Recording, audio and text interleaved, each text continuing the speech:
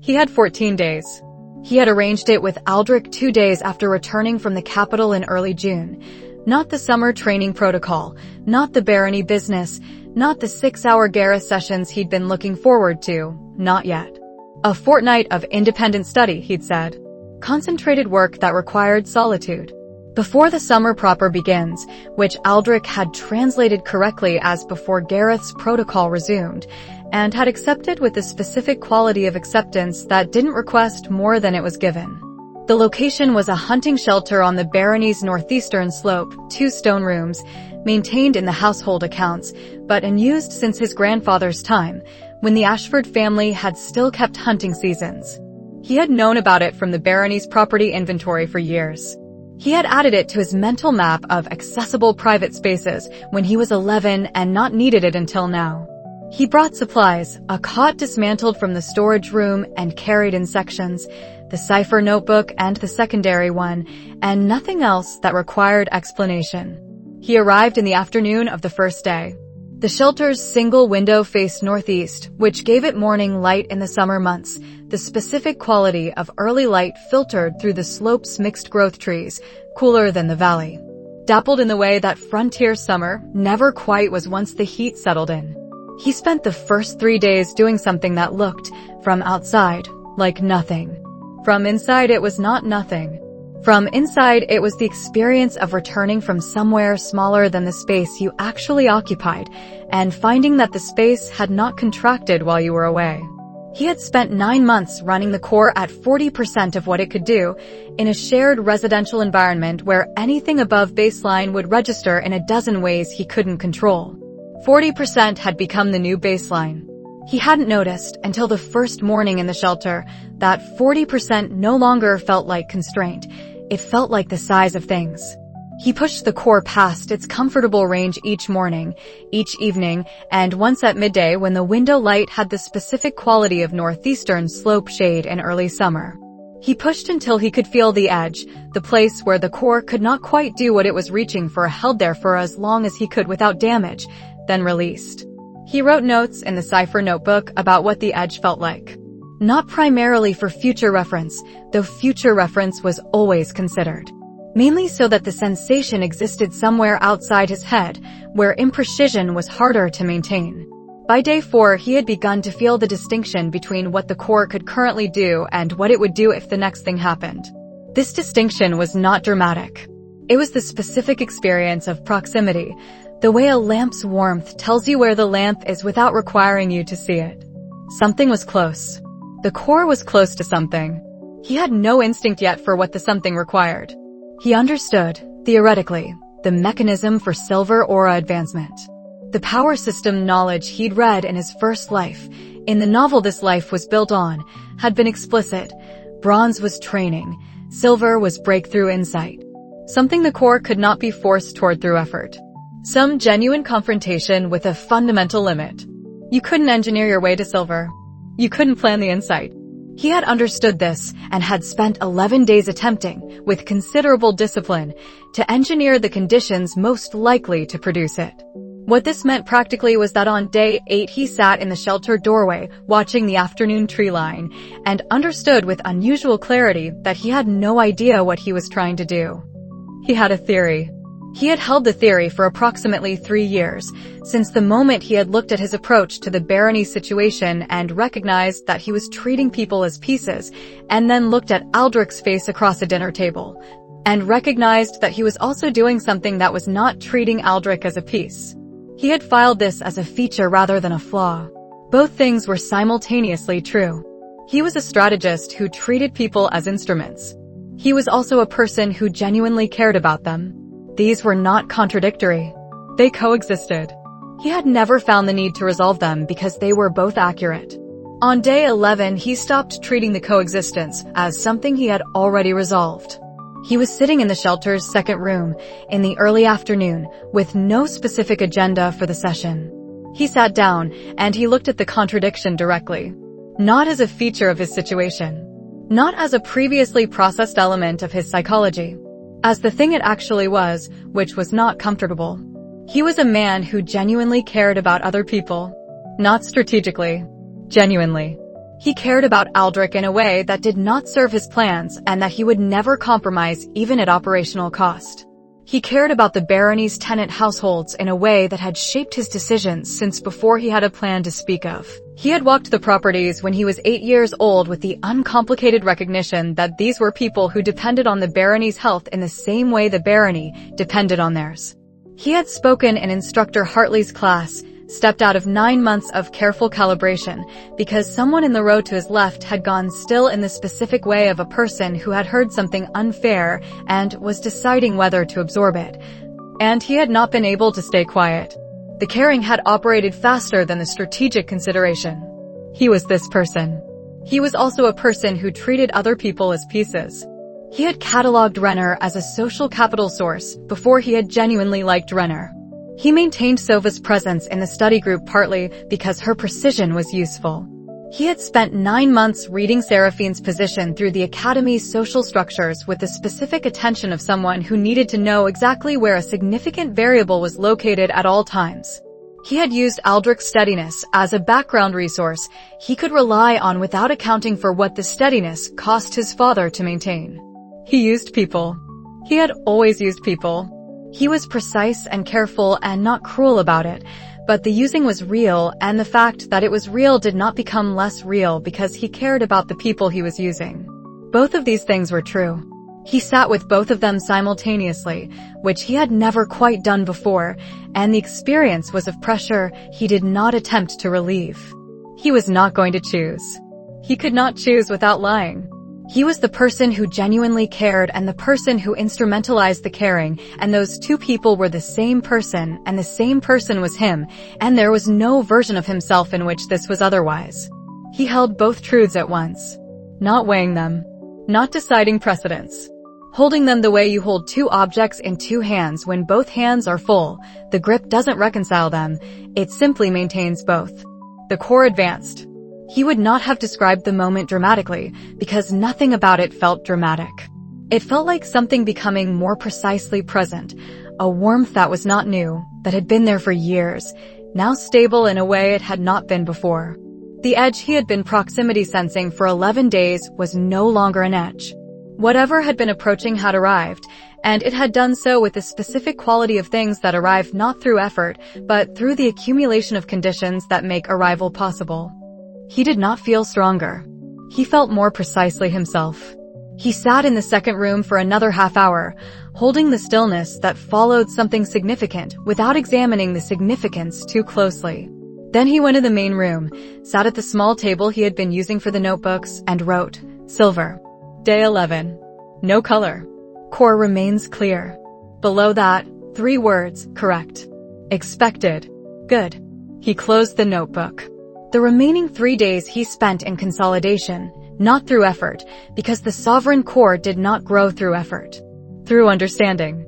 The work of the remaining days was understanding what had changed, which required first being accurate about what had not. He still treated people as pieces. He would continue to. He also genuinely cared about them. He would continue to. The distance between these two facts was not a gap to be bridged. It was the shape of what he was. He had been holding this shape at an angle, describing it as a feature, as something already addressed, when what it required was simply acknowledgement. It was not comfortable. It was accurate. Those were not the same thing. He returned to the barony on the 15th day, 1 day past the original arrangement. Aldrich was at the main house door in the way that suggested he had not been watching the path, but had been positioned where the path was visible. He looked at Kael with the particular assessment he reserved for his son, the one that read the state of a person without naming what it found, and said, You look the same. I'm not. No, Aldrich said. I didn't think so. He moved back from the doorway. Come in for dinner. Gareth was there, which was common enough. He ate soup and looked at Kael once, across the table, with the assessment of someone whose reading of a person's physical state extended past posture and color into the aura field, and said nothing. Ate his bread with the unhurried deliberateness of someone with no need to fill the quiet. When he left, at the door, northeast slope. 6th hour. 6th hour is steep, Kael said. Yes, Gareth said. He was on the northeastern slope at the 6th hour the following morning with the specific quality of readiness that had been accumulating for 11 days in the shelter and was now available in full. The summer proper had begun. He intended to use every day of it. The practice annex was a narrow room, 4 meters wide and 8 long, with a vented ceiling designed for the mana dispersal that lightning-class training generated and stone walls that absorbed the aura bleed through from intermediate-level practice. It had 4 sign-up slots per day and was available to second-year students who had passed the intermediate safety assessment. Lyra had passed the assessment in the 3rd week of the first term on her first attempt. She had told Kael this in passing, the way she said most things about her own capability, accurately, without the particular self-consciousness that some students used when describing their assessments, as if there were an appropriate amount of pride to perform and she hadn't gotten the instruction sheet. He had noted the manner of the telling as much as the content. They had started working in the annex in the 2nd week of October, after the 7th or 8th of their lunches had produced the kind of ongoing technical exchange that couldn't be resolved over soup. She needed a timing observer, someone who could track the structural precision of her lightning strike with enough accuracy to give useful feedback, which required a degree of spatial awareness that the standard practice partners in her lightning track cohort couldn't provide. He needed regular access to a practice space for reasons he didn't articulate, and she provided a legitimate purpose for occupying the slot that required no additional explanation from either of them. The arrangement was efficient. It was also, he had noticed, somewhat more than efficient. Her technical questions were genuinely interesting in the way that questions from someone operating at the edge of their current capacity were always interesting. The edge of understanding was where the interesting problems lived. This session, a Wednesday afternoon in the 2nd week of October, a basic lightning strike, not at full output, run repeatedly for structural precision. She was working on a timing problem her instructor had flagged in the previous week's intermediate assessment. The initiation sequence was running 0.3 seconds longer than optimal, creating a telegraph window before discharge that an experienced opponent could read. Again, she said, stepping back to her mark. She ran the sequence. The lightning strike formed and discharged in the specific pattern of someone working for correctness rather than power, not the full pressure of her actual output, but precise, controlled. The same sequence for the 12th time this session, without degradation in quality. This was one of the things he had observed about Lyra Stormwind. She did not take shortcuts in practice. She ran the sequence she was working on until the sequence was correct, not until she was tired of it. He tracked it from his corner, where he had been running his own work in the particular quiet that looked like concentration and was concentration, just not the visible kind. He had been working on the space and dark combination since the previous spring, since the first time the 2 affinities had run together for almost 2 seconds before losing coherence. The combination's problem was consistent. The dark affinity, at higher activation, had a tendency to spread at its edges, a diffusion that was its nature, while the space magic required tight spatial precision that resisted diffusion. The 2 affinities pulled against each other's requirements. He had been working on a holding structure, a way to let the dark have its quality of spreading within a spatial container the space magic provided, without the container losing shape to the spreading. Today's attempt: hold the combination open at low activation, maintain the container's edge definition while letting the dark fill the interior with the quality it wanted to have. 1 second. The container held. The dark filled. 2 seconds. The edge began to soften. He was preparing to release, to prevent the dissolution from producing interference with the spatial field, when Lyra ran her 4th sequence of the session, and the lightning strike structure became visible to his perception in the moment of its formation. The void echo was not a technique he had planned. It was not something he had been working toward in any specific way. What happened was that the space magic's spatial perception, which had been running at low activation to maintain the container, registered the structure of the lightning strike as a precise spatial fact. In the same moment that the dark affinity's filling quality made contact with the structure's presence within the space, the combination caught it. Not aggressively. He wasn't reaching. The structure existed within his perception range, and the combination, which had been operating as 2 things being held simultaneously, locked around it the way water fills the shape of what it enters, not because either thing had done something new, but because the presence of a defined structure gave the dark's filling quality something with a shape to fill, and the space magic's precision gave the dark the container it needed, and the combination held. He felt the echo settle within the held space. He maintained it with the specific attention he gave to first-time occurrences where accuracy mattered. 1 second. 2. The structure was stable, not degrading, not dissolving, present in a way the combination had never sustained before. 3 seconds, and he released it intentionally, before Lyra's next repetition began. Not because he couldn't have sustained it longer, because the point of the release was to understand what was being held, not to demonstrate duration. He released it, and the echo dispersed, cleanly, without distortion. Time, Lyra said. 0.29 seconds this repetition. She stopped, looked at him with the look she used when something had produced an unexpected result. You're distracted. No. You had the expression. He looked at her. What expression? The one you have when something is happening that you're not going to tell me yet. She tilted her head slightly. The filed for later expression. You had it during my third repetition. He had not been aware of producing an expression. He noted, not for the first time, that Lyra Stormwind had been observing him with a degree of precision that exceeded what most people committed to. She had named his calibration on their first conversation. She had been accurate about the Fahrenheit study. She was apparently also accurate about his face. I named a technique, he said. She looked at him for a beat. Just now. During your third repetition. During my drill. Your strike's spatial structure was useful. She considered this in the direct way she considered most things, not requiring additional ceremony. Is it good? I don't know yet. It held for 3 seconds. Okay, she said. Then, after a pause, you used my technique to develop your technique. I used the spatial structure your technique produced. You weren't doing it for my benefit. I was doing it for my benefit. Yes. She thought about this. What does it do? Records the spatial structure of a spell I observe. Holds it. Can replay it. The expression that crossed her face was interesting, a brief, involuntary recalibration, someone updating the model she was working from. You recorded my lightning strike. Yes. And you can replay it. At approximately 65% of your output, I estimate. I haven't tested the replay yet. She was quiet for a moment. That was not the quiet of someone who didn't know what to say, but the quiet of someone thinking efficiently. That's what the combination was for, she said. The thing you've been running in the corner since we started using this space. He looked at her. Space and dark both, she said.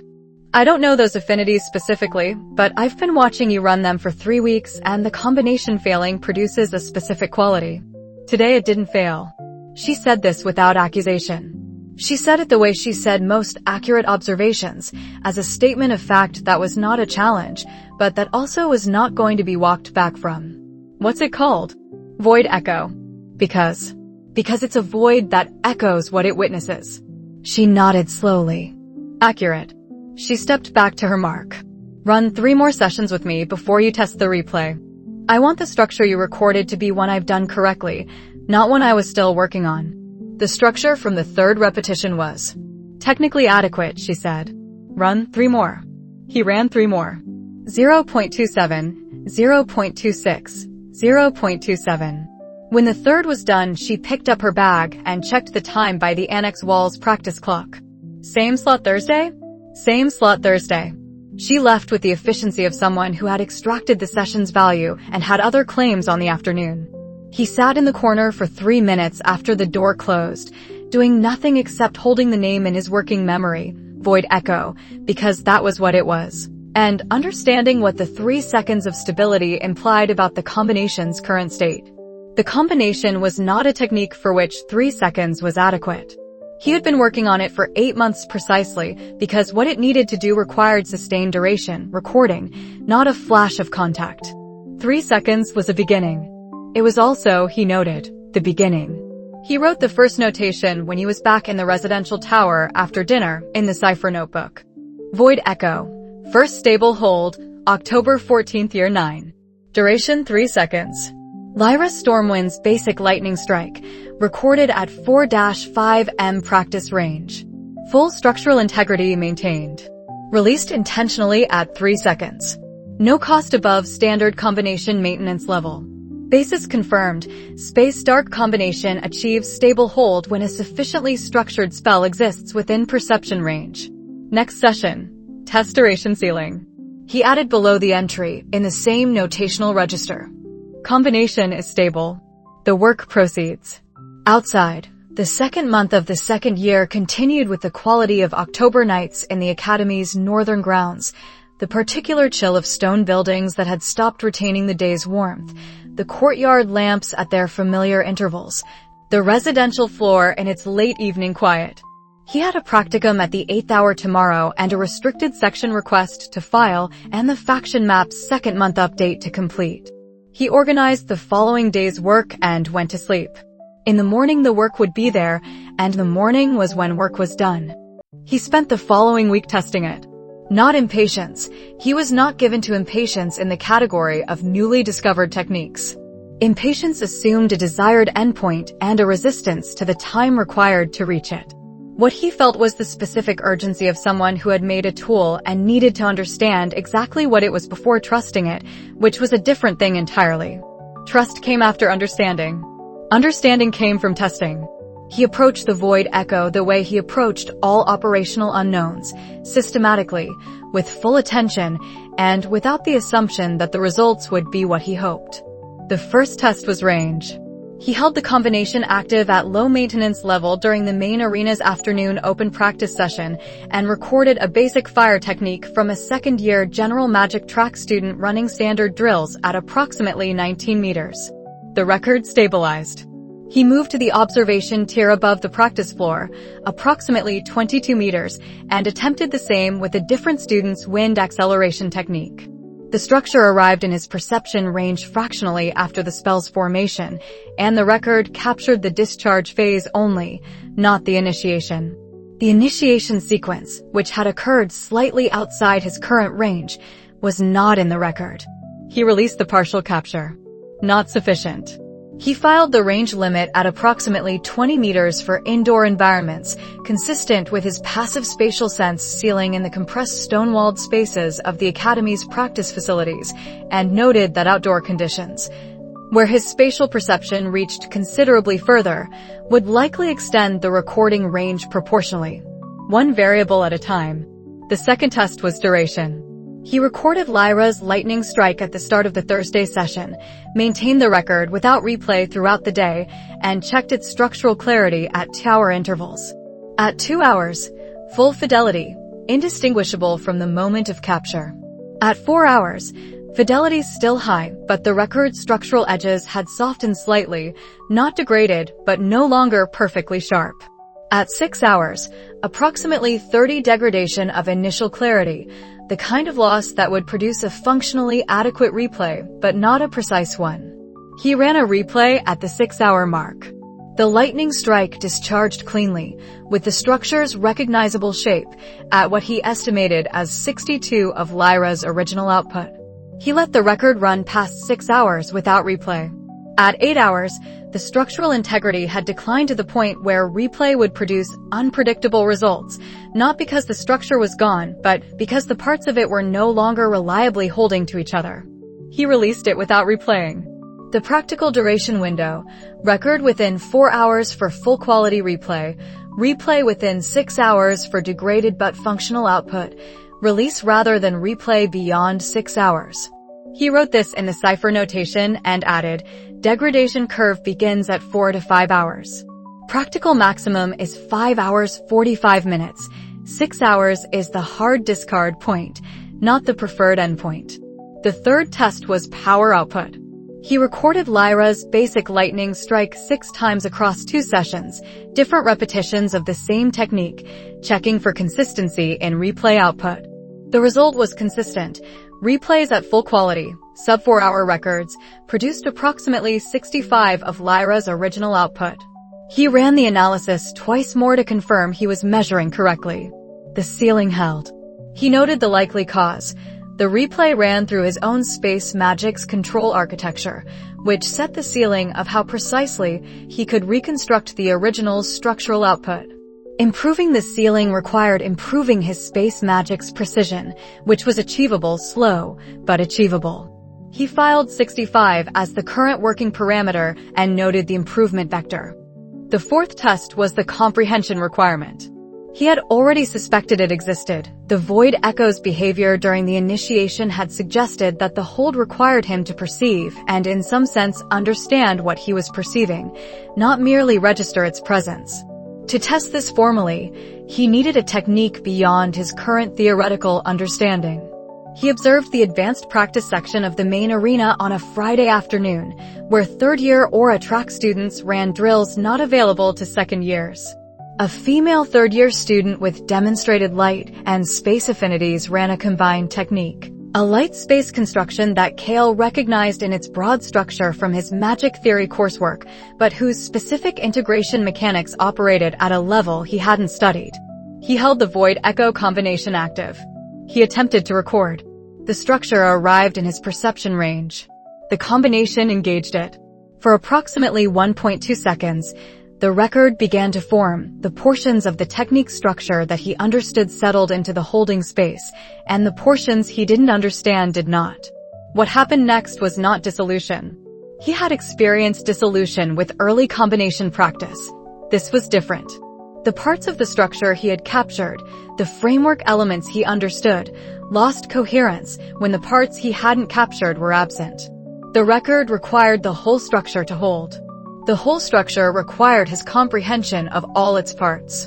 Without comprehension of the integrated mechanics, the held framework lost what it was connecting and became unstable. He released it before it could produce distortion. He tested 2 more cases with different techniques at different levels of complexity, correlating the record stability against his own theoretical familiarity with the technique structure. The pattern confirmed each time. He could not record what he did not understand. The void echo required him to comprehend a spell's structure well enough that the record had a complete framework to inhabit. A partial framework produced instability. No framework, for magic types entirely outside his study, produced immediate failure. He filed this as a hard limit and wrote the implication plainly. Magic theory coursework is operational study. Techniques beyond current comprehension cannot be recorded. Comprehension threshold is not improvable through void echo practice. It requires magic theory advancement. Implication. Every theoretical technique learned expands the recording catalog. The fifth test was capacity. He loaded the void echo with techniques across 3 sessions, maintaining the records simultaneously and tracking whether the older records lost fidelity faster than time decay would account for. At 8 simultaneous types, lightning, basic, Lyra, fire, 2 variants from separate students, water defensive shield, earth ground strike, wind acceleration, and a dark concealment shell from a second-year student who had dark affinity and ran annex drills twice weekly, he observed no interaction between records. Each degraded on its own timeline. No acceleration, no interference. He asked Lyra, on Thursday, if she would demonstrate the branching lightning discharge pattern she had mentioned working on for the intermediate assessment. She ran it twice. He recorded on the 2nd attempt. The 9th record loaded into the holding space. He held all 9 and tracked the first record, Lyra's basic lightning strike, from the initial session over the next 3 hours. The degradation curve was steeper than the standard time decay by a perceptible margin. Not dramatically faster, perceptibly faster. The 9th record was accelerating the first record's decay. He did not attempt a 10th. He released the 9th record and held the remaining 8 for the duration of the standard 6-hour test window. Normal degradation. No interaction. He filed the practical capacity as 8 simultaneous types with a cycling notation, recording a 9th type causes accelerated degradation of oldest held record. Working protocol. Release oldest before loading new. Capacity is a rotation ceiling, not an absolute maximum. Full catalog is theoretically unlimited if cycled correctly. In-use capacity is 8. The final compilation. He wrote the parameters in their complete form in the cipher notebook on a Sunday evening in the 3rd week of October, when the residential floor had settled into its late-night quiet and the practice arenas were empty and the week's testing was finished. Void echo, operational parameters as of October year 9. Range, spatial perception ceiling, approximately 20 m indoor, greater outdoors. Records require the full spell structure to be within range during formation. Partial capture is not operationally useful. Duration, full quality hold less than or equal to 4H. Degraded but functional hold 4-6H. Discard threshold, 6H. Preferred operational window, less than or equal to 5H from capture to replay. Replay output, 65 of original caster's power at current space magic precision level. Improvable through space magic development, improvement curve is slow. Comprehension requirement, hard limit. Cannot record spells with structural components beyond current theoretical understanding. Failure mode, partial framework instability, not dissolution. Records require complete structural comprehension to hold. This constraint is operational. Magic theory coursework directly expands recording capability. Capacity, 8 types in simultaneous hold. 9th type accelerates oldest records degradation. Working protocol, release oldest before loading new type. Rotation is unlimited, simultaneous hold maximum is 8. Operational assessment, the tool is workable at current parameters. All constraints are understood. Improvements are possible and their vectors are clear. Work within current parameters while pursuing improvement on the identified vectors. He closed the notebook and set it in the cipher box under the desk.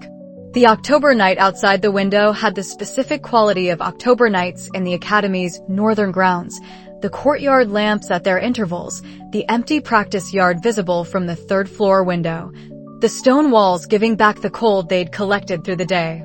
He had, by this Sunday evening, recorded and catalogued 9 distinct spell types, understood the exact parameters of a technique no one in the Academy knew he had, and confirmed a direct connection between his magic theory academic coursework and his operational capability expansion. He went to sleep thinking about the next month's magic theory reading list. There were 2 techniques in the intermediate section he hadn't studied carefully enough to record. He intended to study them carefully. The problem with the suppression was consistency. He had been suppressing his aura signature since the assessment ceremony at age 8, first out of necessity. The fractured core declaration was the cover. Performing the cover required performing the frailty, then out of habit, then out of strategic requirement. By the time he arrived at the Academy, suppression had been the default state of his core for 6 years. He was good at it. He had to be. A suppression that slipped in a building full of aura track practitioners who read aura signatures the way other people read room temperatures was not a suppression at all. But good was not the same as reliable. Good meant the suppression held at the level he was actively attending to it. Reliable meant the suppression held when his attention was somewhere else. The distinction had become apparent in the first year. He had been in the middle of the November research session, reading in the restricted section, the Church Commission binding open, attention fully on the cross-reference he was tracing. And the pre-dawn session's maintenance level had drifted upward by an increment that was not dangerous, but was also not zero. He had noticed it only when he brought the core back to baseline awareness. The suppression had drifted in the absence of active attention. A suppression that required active attention was a suppression with a known failure mode. Anything that required his full attention elsewhere could trigger drift. He had been working on the reliability problem since November of the first year without a solution. What he had not had, until the Void Echo work provided it, was the right combination of tools. The Void Echo required sustained precision from his space magic, a consistent spatial container with defined edges that could hold its shape without constant active correction. Developing this precision for the Void Echo meant developing a quality of spatial maintenance that was not attention-dependent, structural rather than active. Something the space magic could hold because the structure itself was stable rather than because he was actively stabilizing it. He applied the same principle to the suppression. The core's natural output was a signature, a field that the core produced as a consequence of existing, the way a candle produced warmth without deciding to. Suppressing it required the core to maintain an opposing pressure that canceled the outward signal. His previous suppression method had been active, an ongoing exertion, like holding a breath, which was accurate, and the problem was that holding a breath was a conscious act, and a conscious act could be interrupted. What he needed was not a breath held consciously, but a door closed. A structural arrangement rather than an ongoing exertion. The space magic gave him the architecture for it. A spatial field wrapped around the core's outer layer, not a wall, which would require continuous maintenance against the outward pressure, but a space contraction that brought the core's emission boundary inward, so that the signature's natural field simply did not reach the distance at which it could be externally read. The core was still emitting. The emissions simply didn't arrive anywhere. He tested the architecture in pre-dawn sessions through November, refining the spatial contraction's precision until it operated at a level that didn't require active attention to maintain. The first version required correction every 15 minutes. The second required correction every 45. By the fifth iteration, he had a structure that held for 6 hours without drift, maintained by the space magic's passive layer rather than his active attention. By the sixth iteration, the structure was no longer something he did. It was something that was. He became aware of this distinction one morning during the December assessment practicum, which required students to run the standard aura calibration test, the same test that had declared his core fractured at 8 years old. He had been attending to 3 simultaneous problems: the void echo's current 8-type rotation, the faction map's December update, and the particular quality of Sova's expression during the previous evening's study session, which had registered in the category of things to examine later. He completed the calibration test. The result: initiate range reading, irregular structure, consistent with the official record. He had not attended to the suppression once during the practicum. The structure had held on its own.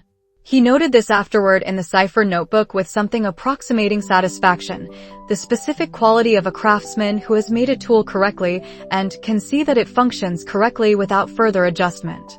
The entry was brief: suppression technique confirmed habitual. December assessment practicum: 0 active maintenance required during 90-minute assessment session. Result: sub-initiate output, consistent with fractured core declaration. Standard assessment cannot penetrate the suppression to the core's actual output layer. Technique is stable. Monitoring, ongoing. There were 2 questions he had been holding open about the suppression, both of which he had now been able to answer. The first, whether the technique would hold against a practitioner specifically looking for suppression rather than measuring natural output. He had tested this by observing how Sova read his aura in the moments of her most careful attention. She was the study group member most likely to notice discrepancy, and she had been paying careful attention to him for a full year.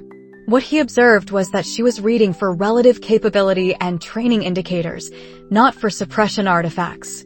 A practitioner looking for suppression would need to be specifically looking, and at the silver aura level, the specific techniques for detecting active suppression were not commonly studied. He filed the risk as low for his current environment and elevated for a specialist encounter, something to account for in future arcs. The second, whether the technique could be maintained against a sovereign core assessment, whether something that understood the sovereign core's nature could see through the contraction. He could not test this directly. There was no one in his current environment with the relevant knowledge. He filed the question as unanswerable with current resources and moved on. By December, the suppression was no longer something he thought about. It operated in the same category as his spatial senses' passive maintenance, background, structural, present in the way that a trained reflex is present. Not because he was doing it, but because he had done the work required to make it something he didn't have to do. He was, to any standard aura assessment, a fractured core general track scholarship student whose core produced slightly less than initiate level output and showed irregular structural patterns consistent with the declared defect. This was, from the outside, entirely accurate.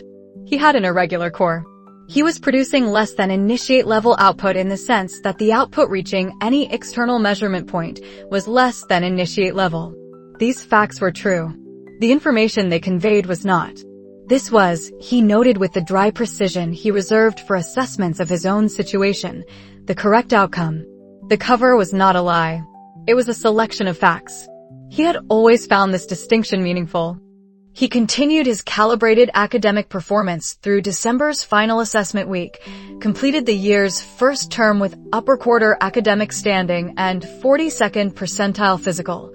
and observed that Sova's departure expression for the winter recess was the same careful look she had given him at the first year's end, the look of someone tracking a discrepancy they had not yet decided how to name. She did not name it. She said, "Next term," and departed. He went to the restricted section for 2 hours before the library closed for the winter period, returned 3 church administrative history volumes to their shelves with the specific positions he had taken them from, and walked back to the residential tower through the December courtyard in the cold that had settled into the academy's grounds in the first week of the month and would remain until March. The term had been productive. He had a technique he hadn't had in September and a suppression he no longer had to think about, and the faction map was more complete than it had been at any prior point. The second term would continue the work. It always did. He noticed it in the second week of November, which meant she had been doing it for longer than 2 weeks. He was in the restricted section on a Thursday evening, the specific hour between the dinner bell's end and the library's closing bell when the restricted section was most reliably quiet. He was tracking the Church Commission correspondence cross-references he had been building since the previous summer, third shelf, west wall, and he observed that the desk displacement pattern on the Noble Records ledger section, which he had last seen approximately 3 weeks prior, had changed. Not dramatically.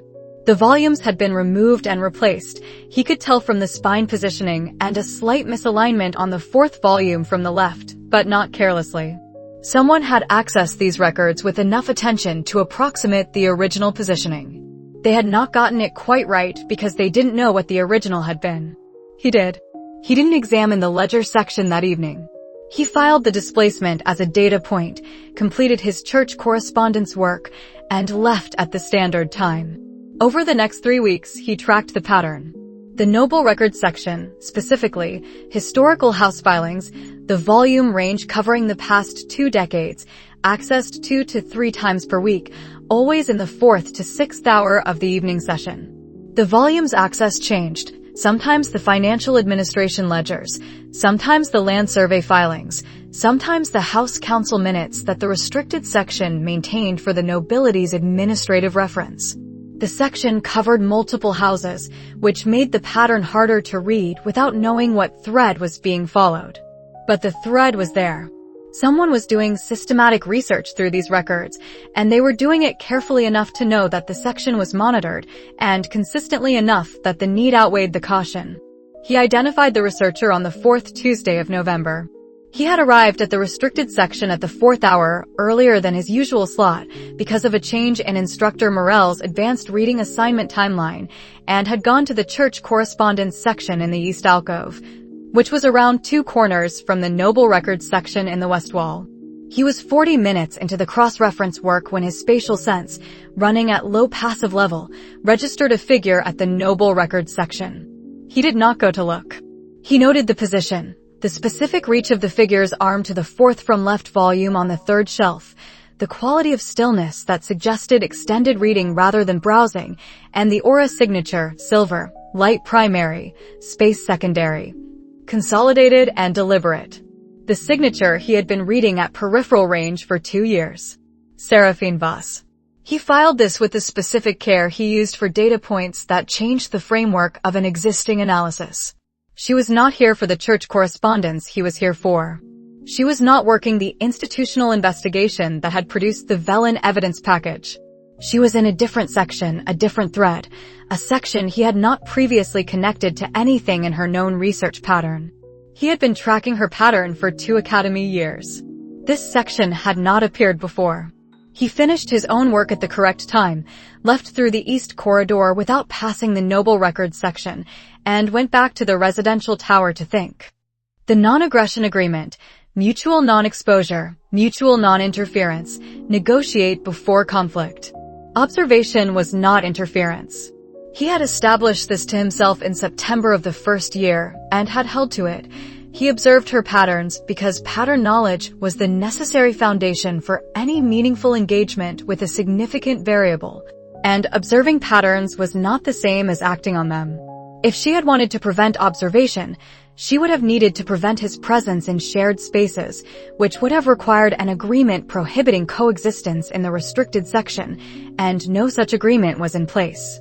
What he could do: observe, track, understand what the pattern was describing. If the pattern described something operational, something that crossed from observation into a relevant arc of her ongoing work, he would have to assess at that point whether the non-interference clause required distance. He spent the next 2 weeks tracking the pattern with additional precision. She was accessing the Noble Records section 4 to 5 times per week now. The frequency had increased, which suggested she was either narrowing in on something or had hit a density point in the research where each record produced 2 more to check. The volumes she was pulling were primarily in the administrative and financial records cluster of a specific time window, 4 to 6 years prior. That time window was specific enough to be meaningful. He also tracked her outside the restricted section, in the ways available to him without crossing into surveillance he would have found inappropriate under the agreement: her dining hall movements, her academic schedule attendance. The 2 instances she met with individuals he didn't recognize in the Academy's Eastern Visitor Reception Room on separate Wednesday afternoons. He identified both meeting contacts on the second attempt. The first was a House Voss servant in his 40s, carrying documents and wearing the house's colors under an outer coat. A courier, not a visitor, someone who brought materials and departed. The second was a woman in her late 30s, no house colors, the specific quality of careful dress that suggested professional context rather than social. He ran her through his Capital Intelligence network by description and timing. She was consistent with a House Voss administrative intelligence contact who appeared in Carrion's reference list as currently active in the capital's financial documentation sector. Seraphine was receiving materials from outside the Academy. She was cross-referencing them against the restricted section's records. She was specifically focused on the administrative and financial filings from a window 4 to 6 years prior. He held this pattern in his working memory for 3 days before the shape of it became clear enough to name. Then he wrote in the cipher notebook, in compressed notation, V9, academic records and external materials cross-referenced, Noble Administration Section, 4 to 6 years prior window. Active surveillance began November year 9. Purpose: under investigation. He did not know yet what the purpose was. He knew the shape of someone looking for something they couldn't find through normal channels.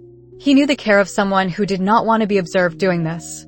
He knew the frequency of someone for whom the answer mattered more than the inconvenience.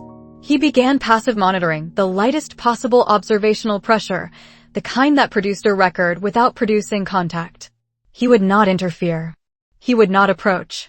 He would simply continue to notice what was there to be noticed and understand when understanding became available. The work she was doing in the restricted section was hers. The understanding of its shape was his, and he had earned it the same way he earned everything, through attention, through patience, and through the willingness to hold an incomplete picture accurately rather than fill the gaps with inference he couldn't support. The December term progressed. She continued her research. He continued his own. The restricted section in the evenings was large enough that they occupied it simultaneously without requiring acknowledgement, which was the arrangement that suited them both. She had known he was present in the library corridor for 2 years before she chose to name it. He knew she was present in the Noble Records section 3 times per week. Neither of them pretended otherwise. Neither of them examined the quality of the particular awareness that came from knowing where the other was without being told. He had filed this quality of awareness in September as unproductive to examine.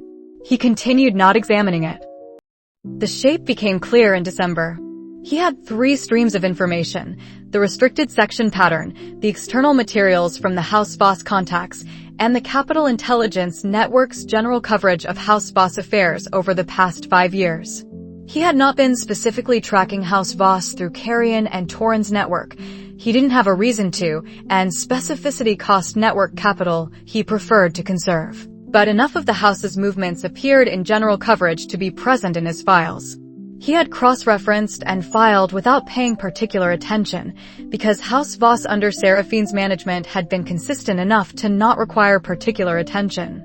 The specific time window she was focused on 4 to 6 years prior translated to the period when she would have been 12 to 14 years old, and House Voss would have been operating without its Lord Commander. Lord Commander Aldrich Voss. He had the name in his files from the House Voss background documentation he had compiled during the first year. Head of the house, which meant head of the kingdom's most powerful noble family. Former Lord Commander of the Royal Guard before the previous king's death, retained in a significant advisory capacity by the current administration. Died 4 years ago. He had been 10 when it happened, at the barony, not yet arrived at the capital. Official cause, heart failure. Age at death, 49. He had noted this at the time he compiled the background and assessed it as standard administrative context. He had not returned to it because there had been no reason to. He returned to it now. Lord Commander Aldrich Voss. Died 4 years ago. 49 years old. Heart failure, which was possible at 49, particularly in a position of sustained high stress, though relatively uncommon for someone who maintained the physical standard required for Lord Commander of the Royal Guard. Seraphine had been 12 when her father died. She was 16 now.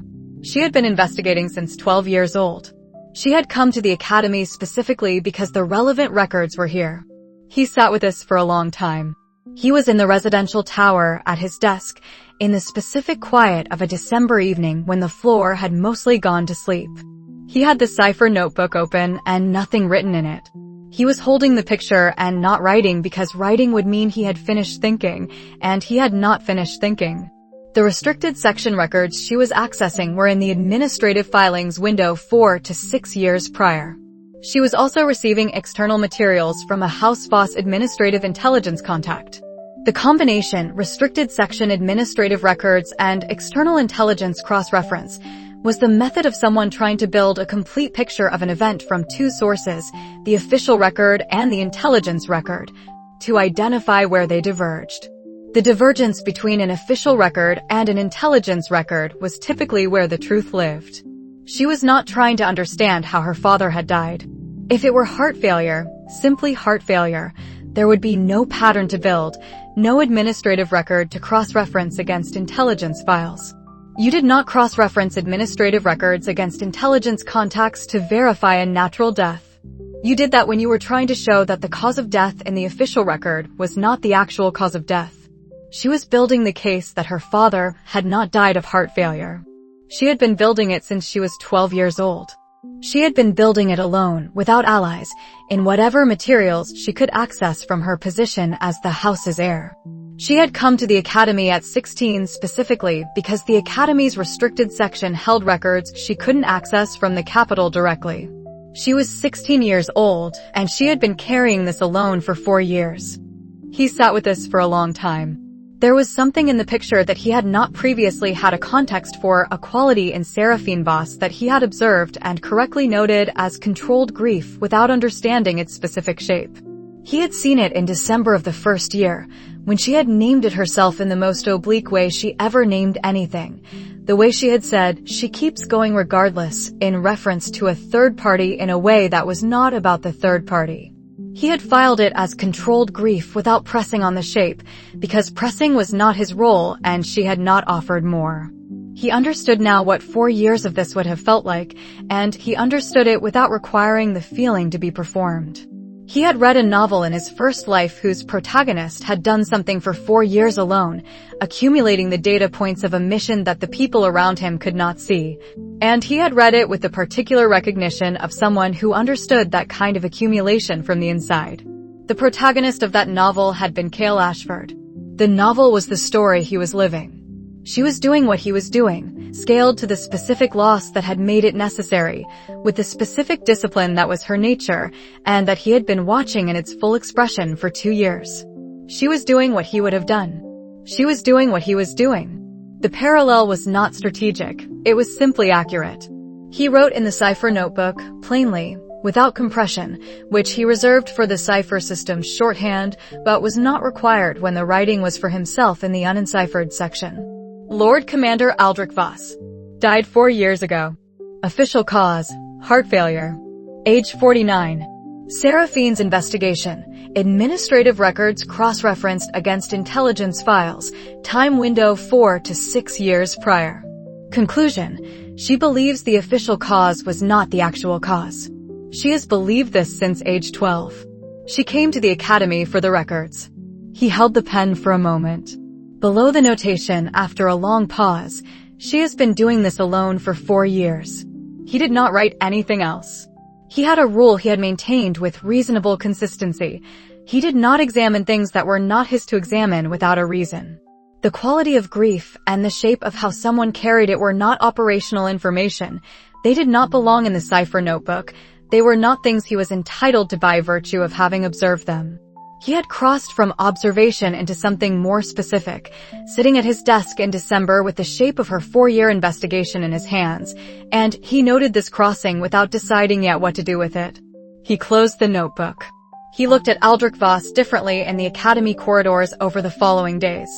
Not outwardly, his external expression had not changed, and he had no reason to let it. But when he tracked her position in the restricted section on Thursday evening and saw her in the administrative filings corner, in the specific posture of someone who had been doing this long enough that it was no longer effortful, but was still not easy. The particular set of the shoulders, the way the hands moved through the pages with the mechanical accuracy of practice rather than the energy of new investigation, he understood it differently than he had 3 weeks ago. He did not look at her differently. He understood her differently. The distinction was one he had learned to make with care. Understanding someone was not the same as having access to them.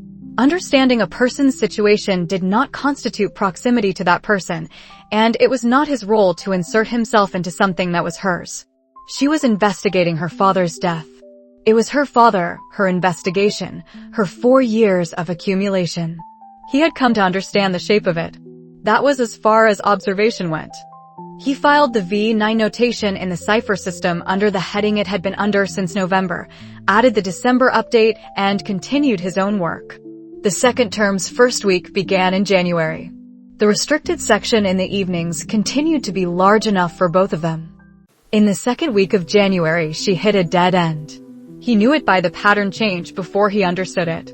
The restricted section visits dropped from 4 times weekly to twice, and the second visit each week was shorter, 40 minutes, where it had been 90 or more, and then she was gone. The House Voss administrative contact did not appear for a Wednesday meeting. The second contact, the woman in her late 30s, appeared once, but the meeting lasted 12 minutes and the woman left alone without the documents she'd carried in on prior visits. He tracked this from the periphery, the way he tracked everything at this level of the investigation, pattern against previous pattern, change as data, no direct observation. The pattern told him she had either found what she was looking for, which would have produced different behavioral markers, increased activity, action rather than retreat, or she had reached a point in the records where the trail simply ended. The evidence she needed was not in the place she'd been looking. He filed it as a dead end and waited to see what she would do. What she did was nothing visible for 4 days. He saw her at mealtimes, at her usual Eastern dining hall window table, with the usual quality of her public composure, the specific arrangement of someone who had long ago made the performance of being fine into the thing they did when they were not fine, which was distinct from both genuine composure and genuine distress. He saw her at the seminar rooms with the same particular efficiency of someone who was attending to what was in front of her because attending to what was in front of her was what she had instead of what she actually wanted to be attending to. He did not approach her. The non-aggression agreement was not the only reason.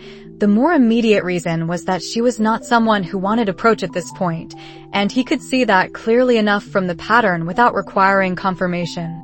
Whatever she was processing it in the way she processed most things that mattered, alone, precisely, without inflicting it on anyone within range. He went about his own work. On the 5th day, he saw the pattern shift again. The restricted section visits resumed, but the section had changed. She was no longer in the administrative filings where she had spent the past 6 weeks. She was in the judicial records section, on the east wall's lower shelves, which held the Capitol Court's administrative documentation from the past decade. A different approach. Same time window, he was close enough in the east alcove on Thursday to confirm the volume dates she was pulling. For to 6 years prior, same as before, but the court records rather than the House administrative filings. She had hit the end of one thread and picked up from a different access point. He noted this with the specific quality of attention he gave to things he recognized. She had not given up. She had not reacted to the dead end by abandoning the investigation or by compressing into something smaller. She had stopped, assessed, identified a different approach, and started again. The transition from dead end to new approach had taken 4 days, the 4 days where the pattern went quiet and had produced a coherent strategic pivot. He had assumed she would do something like this. He had assumed it because the pattern of the first 6 weeks told him she was methodical and she was persistent, and she was not the kind of person who let the evidence trail define the ceiling of what was accessible. She would look somewhere else. He had assumed this. Watching it happen was different from assuming it. It was a specific thing he found himself doing in the East Alcove on Thursday evening, while ostensibly reading the 3rd volume of the Church Administrative History series, watching through his peripheral awareness as she worked through the judicial records, and finding in himself something that was not strategic interest and was not instrumental calculation and was simply a quality of attention that he did not immediately have a precise name for. He was, he noted, paying attention to her with the specific focus he typically reserved for problems he wanted to resolve. Not because he could resolve this one, it was not his investigation, it was not his father's death, it was not his 4 years of carrying, but because the wanting had arrived without prior notice, and he was not in the habit of ignoring things that arrived without prior notice. Things arrived without prior notice because they had been present below the threshold of examination for long enough that they didn't need permission to arrive. He noted this and set it to the side. What he did not do was examine it. He continued his own reading. The Church Administrative History volume contained a cross-reference he had been looking for since November. A notation in the 3rd chapter's marginal index that connected 2 separate committee decisions in Year 7 through an institutional channel that didn't appear in the main text. He found it, noted the cross-reference numbers, and continued to the 4th chapter. The judicial records section was visible from where he was sitting if he turned his head, which he did not do. He understood, by the end of January, what he had been watching over the course of the month.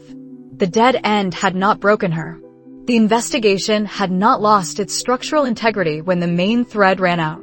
She had set the dead end aside, not abandoned it, but filed it, and moved to a different approach with the specific efficiency of someone who understood that most dead ends were not walls, but detours, and that the investigation was not the thread you were currently following, but the answer you were working toward. She was doing what careful people did when careful work ran into obstruction. She was working around it. He had watched this happen slowly, over the 4 quiet days, and the gradual resumption of work in a different section, and he had found that he wanted her to find what she was looking for. Not because of what it would mean strategically. Not because the House Voss investigation of a Lord Commander's suspicious death was connected to any of his current operational arcs, though it might eventually connect to the larger picture he was building. Not because anything about this was in his interest in the instrumental sense.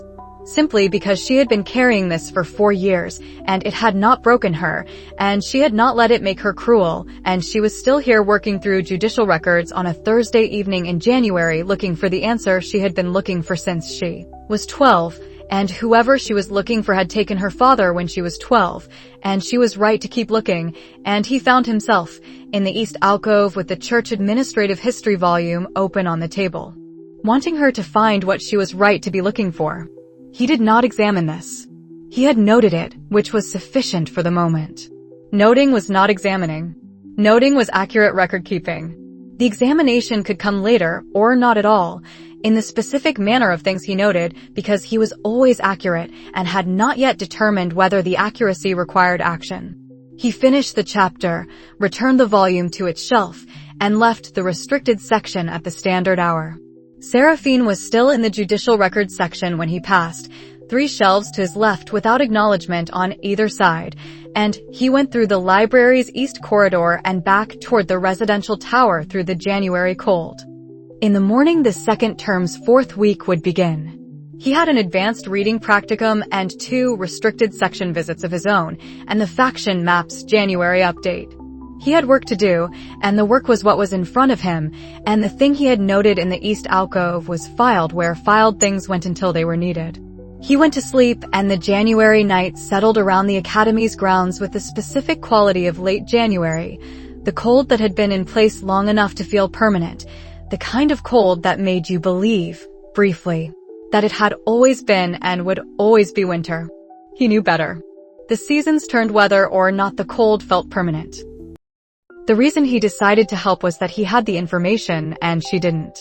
This was the honest version of it, and he was in the habit of being honest with himself about motivations even when the honest version was one he wouldn't have offered to anyone else.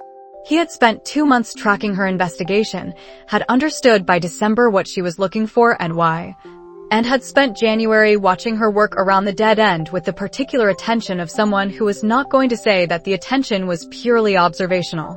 He had noted, and not examined, the quality of the wanting. He had also noted that not examining a thing did not make the thing less present. The honest version was, he had intelligence she didn't, and he had decided to use it for her. The practical version was, in Carrion's reports. He had been reviewing the quarterly intelligence from his Capital network on a Saturday evening in late January, the reports that Carrion compiled through his access to the Royal Steward's administrative documentation, cross-referenced against market signals and guild correspondence, and in the third quarterly from the previous year, in the section covering administrative irregularities flagged for the steward's attention. There was a reference he had filed at the time and not returned to. The reference was to a document that had been logged in the Capital Court's administrative intake on the 14th day of the 4th month of year 5, 6 years prior, and had subsequently been absent from the physical filing when the administrative review sought it. The document's intake log listed it as Intelligence Communication, Restricted Tier. Forwarded from Lord Commander's office. Contents, sealed. The intake number and the name of the forwarding official, Lord Commander Ashford Voss, were in the intake log. The document itself was not. He had filed this at the time he had received the quarterly, because the Lord Commander's name had not yet been the relevant variable it was now. He had filed it in the General Capital Administrative Irregularities category and moved on. He had not returned to it because it had not connected to anything he was actively investigating. It connected now. A document forwarded by Lord Commander Ashford Voss to the Capital Court's restricted intake on the 14th day of the 4th month of year 5. The Lord Commander had died 6 weeks later, on the 29th of the 5th month of year 5. The document had been logged as received and had then not been there when sought, which was administrative language for, someone had removed it from the intake filing after it had been logged, before it could be processed and filed into the sealed restricted archive. Someone had known the document existed in the intake system and had removed it before it could be secured. The document's existence was in the intake log because the intake log was not the document.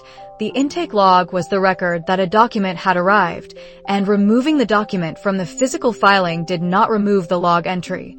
Only the evidence. The intake log was, he assessed, in the Capital Court's administrative records, which was a class of document that the Academy's restricted section's judicial records section would hold. If the Capital Court sent copies of its administrative logs to the Academy as part of the standard institutional documentation sharing that had existed between the Academy and the Court for 300 years, which it did. He had confirmed this in the first year's restricted section survey. The judicial records section held decades of Capital Court administrative documentation in exactly the format that would include intake logs. She was in the judicial records section. She was looking for the thread. She didn't know the intake log existed because she didn't have Carrion's quarterly. She was looking for the right thing in the right section, but she didn't know where in the section to look. He could tell her. He held this for 3 days. Not because he was uncertain, he knew by the end of the first day that he was going to act, and uncertainty was not what produced the delay. What produced the delay was the particular quality of care required when you were about to act in someone else's investigation using your own methods without their knowledge. He was going to help her without her knowing he was helping her. This was a specific kind of action with specific risks. She was perceptive and methodical, and she had spent 2 years observing him as carefully as he had spent 2 years observing her. If he was not precise, if the help arrived in a form that connected back to him, the non-aggression agreement would not cover it, because the agreement required mutual non-interference, and this was interference, even if it was interference in her favor. He would need to be precise. He would need to pass her a single piece of information. the intake log's reference number, which would allow her to locate the specific log entry and confirm the Lord Commander's document submission in a way that could not be traced to him. Anonymous delivery, the same method he had used for the Velen evidence package. The Velen package had been delivered through a dead drop in the restricted section itself, placed in a volume she visited regularly in a position that appeared archival. He had tracked her access patterns for 4 weeks before placing it. He now had 3 months of access pattern data on her restricted section visits. The judicial records section, she accessed it Tuesdays and Thursdays at the 5th hour, and sometimes a second time on Saturdays at the 3rd hour. She pulled volumes systematically from the East Shelf's lower section, working left to right through the administrative log subsection by year. Based on her current position in the collection, she would reach the Year 5 administrative logs in the 2nd week of February. The intake log she needed was in the Year 5 administrative records, under the 4th month's documentation, position 7 in the stack. He had located it through the spatial sense's ability to read document organization without handling the volumes, during a Tuesday evening when she had been on the opposite side of the section. The entry she needed was on the 43rd page of the 3rd administrative log from the 4th month of Year 5. The reference number for the sealed intake filing was at 5-4-4-43. He wrote the reference number on a small piece of paper, the same Thornfield trade paper he had used for the Velen package, with no other identification, folded it once, and placed it between the pages of the Year 5 administrative log's 2nd volume, in the position she would reach on her Thursday session in the 1st week of February. Not inserted loosely, which would fall out. Pressed into the binding's gutter, visible only when the volume was open to that page. She would open the volume on Thursday looking for the Year 5 administrative survey. She would find the reference number. She would not know what it referred to without looking it up in the intake system, but the @5 prefix identified the filing year and tier, and she was methodical enough and familiar enough with the judicial records system that she would know what to do with it. He placed the paper on a Wednesday evening at the 6th hour, during a window when she was not in the restricted section. He did not wait to see if it worked. He returned to the east alcove, completed his own work, and left at the standard time. In the courtyard on the way back to the residential tower, the February evening had the specific quality of late winter evenings in the Academy's northern grounds. The cold that had been in residence since November still present, but slightly less certain of itself, the sort of cold that might end soon or might last another 6 weeks and did not provide information about which. He walked through it with the specific quality of someone who had done what he decided to do and was not second-guessing it. He was not second-guessing it. He had made the decision with the information available to him, had acted on it with the precision the situation required, and the outcome was now in the system. What she found with the reference number was hers to determine. This was not his investigation. He was a peripheral actor who had passed a single data point into someone else's work through a channel that would not connect back to him. He had helped a person find something they were right to be looking for, using information he happened to have and she happened not to, which was the most functional definition of using a resource appropriately that he was capable of providing. He had not examined why the wanting had operated faster than the strategic calculation. He did not examine it on the walk back to the residential tower. He went to sleep, and the February night was cold, and the paper was in the binding, and the next Thursday was 6 days away. Thursday came. He was in the east alcove at the 5th hour, the same position he had occupied on most Thursdays for the past 3 months, with the same church administrative history volume as cover and the same cross-reference work as content. He was not watching the judicial records section. Watching would have been obvious, and obvious was not how he operated. He tracked her from his spatial senses passive layer instead. The same ambient spatial awareness that had registered the distant coordinates of the Ashen Vault before he understood what he was registering. The same low-level perception that maintained a map of every object and person in the building's stone walls at a range of approximately 20 meters in compressed indoor space. She arrived at the 5th hour, precisely as scheduled, and crossed through the restricted section's main room to the judicial records section on the east wall. He tracked the shape of her movements. The east wall's lower shelves. 3rd shelf from floor, left to right systematic. The volume she reached next in sequence. He returned to his reading and held the awareness in the background. For 9 minutes the movement was what it had been on every other Tuesday and Thursday, volume removed, extended holding position as she read, periodic page movement. He tracked this without specific attention, the same low processing level he used for environmental monitoring. At the 9th minute, the movement changed. She stopped reading. The volume stayed in the same position, but the page movement stopped. The figure's postural quality shifted in a way that was different from the ordinary shift of finding a record and reading it. This was the specific stillness of someone who had found something they were not expecting to find. He kept reading the church administrative history. The stillness held for 40 seconds. Then the volume moved, not replaced on the shelf, but held differently, the orientation change suggesting she had turned to the inside front cover or a preliminary page. Then back to the page she'd been on. Then she moved to the second volume in the sequence, the one directly adjacent on the shelf. She was cross-referencing. She had found the reference number and was now looking at the adjacent administrative log to confirm the context. He continued reading. The cross-reference took 7 minutes. Then she stood. He tracked the shift in her position through the spatial sense and remained standing for a moment without moving, which was not her standard behavior at the end of a section review. She always moved directly to the next volume or to the shelf return position. She was standing still. He read the same paragraph of the church administrative history 3 times, which he noted with the specific precision he maintained about what his attention was doing, and reread it a 4th time until it resolved into actual words. Then she moved. Not to the next volume in sequence. Back to the East Alcove study table, not the table he was at, the one along the opposite wall, where she sat down and, from the movement of her arm, placed the reference number's paper on the table. He was aware that she was sitting 8 meters away with the information. He was reading the church administrative history with full attention. She sat at the table for 11 minutes. He knew this precisely because his spatial sense was monitoring the position of her figure at the table, and he was absolutely not watching. Then she put the paper in her jacket pocket, replaced the volume on the shelf, and left the restricted section through the west entrance. He finished the chapter and the following one. He replaced the church administrative history volume on its shelf. He checked the dead drop position. The binding he had placed the paper in was on the shelf in its correct position. Volume opened from her examination and then closed. No other change. She had not left the paper. She had taken it with her. He noted this and left through the east corridor. The walk back to the residential tower, he tracked the full sequence of what had just happened with the specific methodical attention he used for events that had produced outcomes he'd been uncertain about. She had found the reference. She had cross-referenced it against the adjacent administrative log.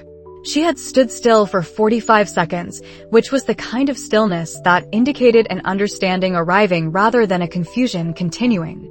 Then she had taken the paper with her, not destroyed it or discarded it in the restricted section. She would be looking up the intake filing system's reference structure. She would identify what at 5-4-4-43 referred to. She would find the Capitol Court's administrative intake log entry, a document forwarded by Lord Commander Ashford Voss, 14 days into the 4th month of Year 5, tagged Restricted Tier, subsequently absent from the physical filing. She would now know that a document existed, that her father had sent it, that someone had removed it after it arrived, that the document existed somewhere, even if the Capitol Court's restricted intake didn't currently hold the physical copy, because things that are removed from filing are not typically destroyed. They are relocated by someone who had a reason to relocate them. She would know the file existed. She would know the intake number.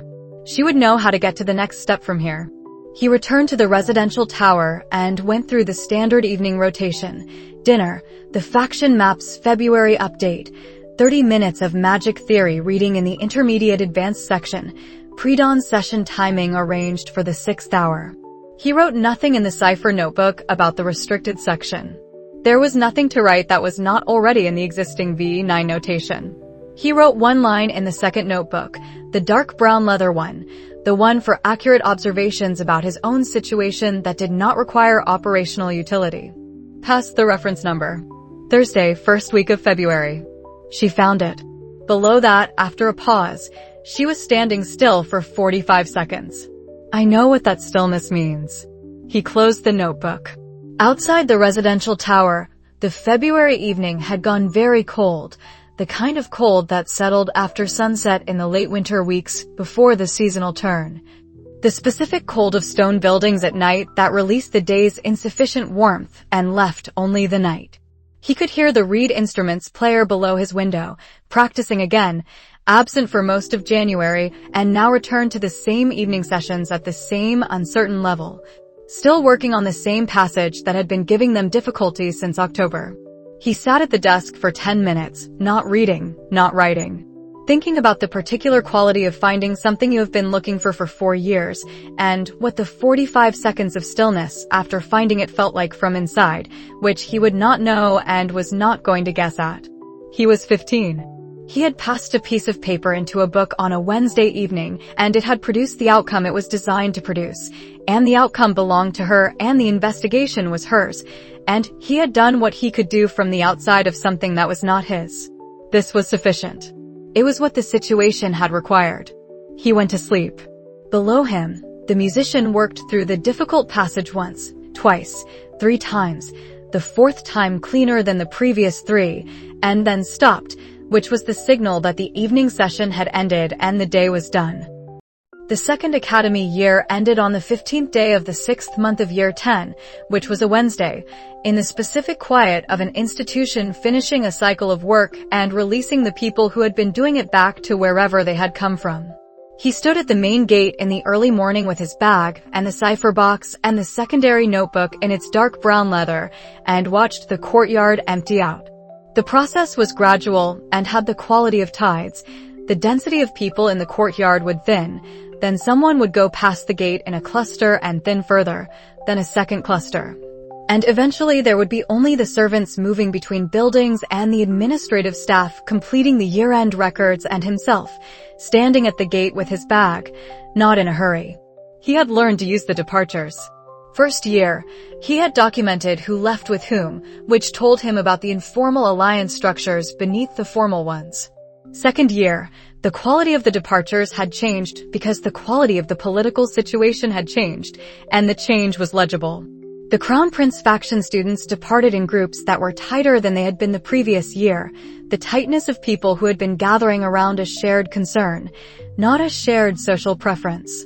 The Old Blood Coalition's members departed individually, each to their own coach, each with the particular composure of people who were deciding something rather than people who had decided. The neutral houses, 2 of the 7 had moved in the second term, and the movement had been toward the Crown Prince faction, which had been predictable from the material logic Kael had mapped in October. The other 5 remained uncertain, which meant the succession question had not yet become certain enough in its outcome for the uncertain houses to commit to a side. The king's condition was the variable, and the king's condition had not changed publicly enough in the second year to force the question. He had received 2 updates through Torrens network in the past month. The first, the king had attended the spring council in the 4th month, presided over a 1-hour session, and had not attended again. The court had announced a period of reflection. The court's announcements and the court's actual state of affairs were 2 different documents, and Kael had learned to read the gap between them. A court that announced a period of reflection for its king was a court that was managing the timeline between an event and its public acknowledgement. The second update, the Succession Council had begun meeting 4 times weekly. He filed these as the expected pattern of the succession crisis entering its final phase.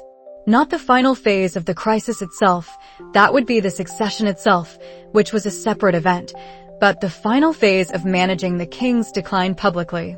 Sometime in the next year, the king would either die or become publicly unable to govern, and the succession question would become a succession fact. When it became a fact, everything he had built was in service of the outcome. He carried all of this as he stood at the gate. Lyra found him there, which was not planned. She had been in the middle of the courtyard saying goodbye to the 2 second-year scholarship students she'd been working with on lightning track technical projects, and she crossed to the gate with her bag over her shoulder and the particular directness with which she crossed every space she passed through. "Your coach or mine," she said. "Mine leaves at the 7th hour. Yours, 6th. She looked out through the gate to the road that ran toward the capital, which was the same road for both of them until it branched.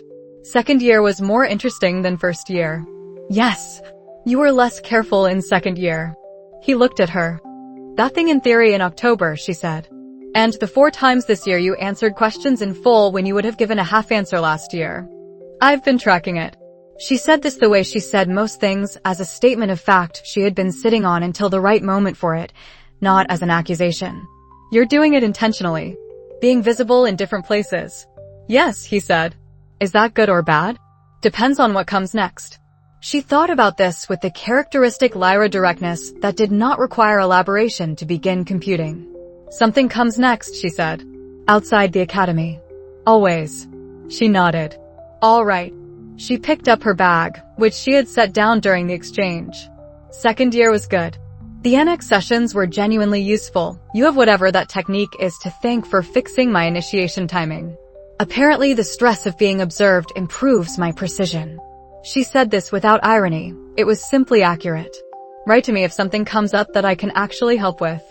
I don't know your address. Northern Thornwald, House Stormwind Secondary Estate. The mail comes in on Mondays. She was already past the gate.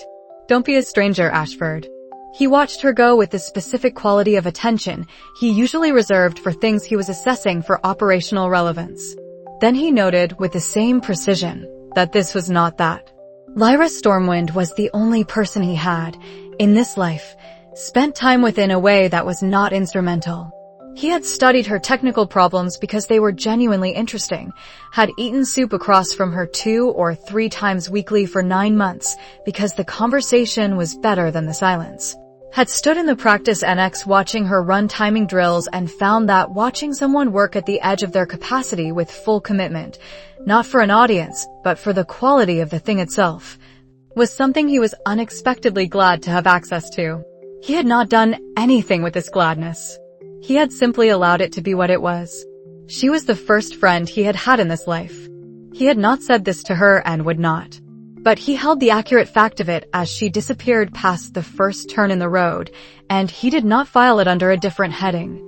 He had tracked Seraphine in the weeks after the February dead drop by pattern, not by direct observation. What she did with the reference number was hers to do. What he could read from the outside was the pattern of the following 3 months. March and April, the judicial records visits continued, but the section had changed again. She was in the Capital Court's Restricted Archive Correspondence subsection, not the administrative logs, but the interinstitutional correspondence that logged sealed filings transfer records. She was tracing the intake number forward through the system. She was following the document's paper trail. This was the behavior of someone who had found the thread and was following it. Not the behavior of someone who had found the document, because if she had found the document she would have had the answer, and the answer would have changed the quality of her presence in the dining hall and the seminar rooms. The quality of her presence had not changed. She was still carrying, still working, still controlled. She had not found the document. She had found the thread that led toward it. May, 1 additional visit from the administrative intelligence contact. The meeting lasted 35 minutes. The contact brought a document case that left with Seraphine. He did not know what the case contained. He noted that he did not know and did not pursue the question, because the investigation was hers and the materials were hers and his role in it had been a single reference number placed in a book's binding. He had helped her in the only way available to him without crossing into something that was not his. The outcome was now in her hands, and the outcome in her hands was where it belonged. He had not examined why he had wanted the outcome to be in her hands. He was not going to examine it at the gate in June either. Some things resolve themselves if you let them proceed without interference. He had some evidence for this hypothesis, given the second year. Sova departed at the 8th hour, which was after his coach and before the lunch bell. She passed him at the gate he had stayed, watching the last of the morning's departures with the look she had given him at the end of first year and second year both, the tracking look, the discrepancy registry look. The look of someone who had been filing something for 2 years and had not yet decided when to name it. She said, 3rd year. 3rd year, he confirmed. She departed.